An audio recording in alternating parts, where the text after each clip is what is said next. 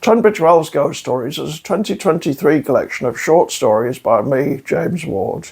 This is one of a series of videos in which I attempt to explain, partly for my own longer-term benefit, what inspired my work, what it's about, and what it was meant to achieve. I've said in another video that I think one of the most important things any ghost story can have is a strong sense of place. I set my first collection in an East Sussex town called Wadhurst.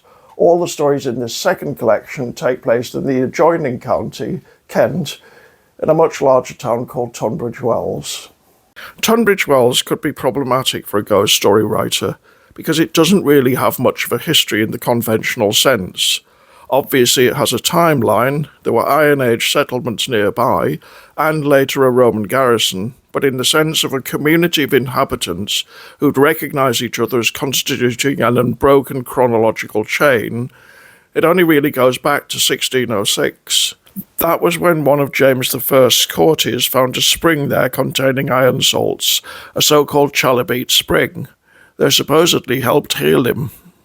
It quickly became a fashionable spa, but also a convenient one. The wells of Tunbridge were over twice as close to London as their biggest rival Bath, and in those days travel took a long time. Visits by members of the royal family increased its prestige, and inevitably a town grew up to cater to the wealthy visitors. The Pantiles is where the springs and the enjoyment were: dances, promenades, concerts, gambling, shopping. A master of ceremonies called Beau Nash helped regulate the dress code and enforce social mores. Things went slightly downhill in 1750 after a prominent Brighton physician published a book recommending seawater rather than spring water as a cure for ailments. George III was one of those who believed him. Nevertheless, the town continued to expand. The High Street continues uphill from the Pantiles and went on developing even after the fashion for imbibing and bathing in spring water passed. In the 19th century, Queen Victoria and Prince Albert visited, and an architect called Decimus Burton created another central park. In 1909, in recognition of its long connection with royalty, Edward VII gave the town the prefix Royal. At the end of the 20th century, right at the top of the town, a big shopping mall called the Royal Victoria Place was built. So nowadays, ascending from the Pantiles, which could be thought of as ground level, you can scale a literal hill through the centuries, from the 17th century to the 21st. That gives it a unique character. Most towns grow like ripples in a pond. You have an ancient centre, and the further you go outwards, the newer everything gets. Tunbridge Wells seems to have grown in a line. As far as ghost stories go, some of that makes it challenging. You can't go too far into the past or you lose the specificity of place. There are no medieval castles, shocking historic injustices, or valiant battles. Just a few Stuart-era springs, now relatively neglected. In some ways, however, that's precisely its virtue. It's a blank canvas. And a lot of the town is actually a semi-wild park called the Common, which blurs imperceptibly into the surrounding countryside. Some parts of that park are more developed than others. Some of it's overgrown and impassable. It's not impossible to get lost there. And that's where the first story in this collection begins. Two university friends decide to take a walk on the Common before turning in for the evening. They come across what looks like a figurine of a Greek goddess, which they dismiss as a typical piece of tourist junk, although what it's doing there they don't know. Then they come across a man searching for it. Once they've willingly handed it over, that seems to be the end of the matter.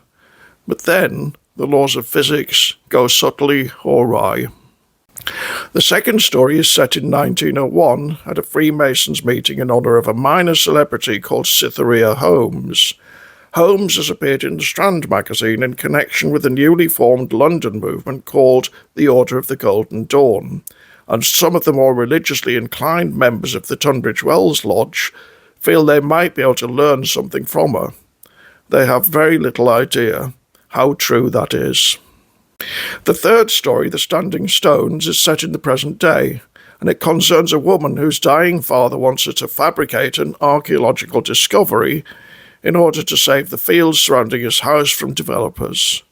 Her two brothers agree that it's a ridiculous ruse, not just unworkable, but immoral. However, when the old man dies, they discover that what's actually buried beneath that land is even stranger than he suggested, or they could conceivably have imagined. Probably the most Tunbridge Wells of all the stories in here, in terms of drawing on its very specific history, is the fourth, the mesmerist. It brings together two European phenomena that in historical terms overlapped, but which I've never seen explicitly connected before. The first is the Chalybeate Springs. The second is a late 18th century French movement called mesmerism, or animal magnetism, which also featured iron-impregnated water. After it was scientifically debunked at the beginning of the 19th century, it became an explicitly occult movement. This story pretends there was a real and deep connection between the two things. Beyond that, it's essentially a haunted house story. The final tale is about an antique jewellery box that a woman buys in the Pantiles, and which appears to slowly kill everyone with whom it comes into contact. In most stories containing a cursed object, the aim would be to somehow break the spell, or failing that, to get rid of or destroy the object. In this case, none of those things have any effect whatsoever. So what's to be done? And what exactly is that box anyway? So that's Tunbridge Wells Ghost Stories and a smidgen of English history. If you've made it this far, thank you for watching and have a good day.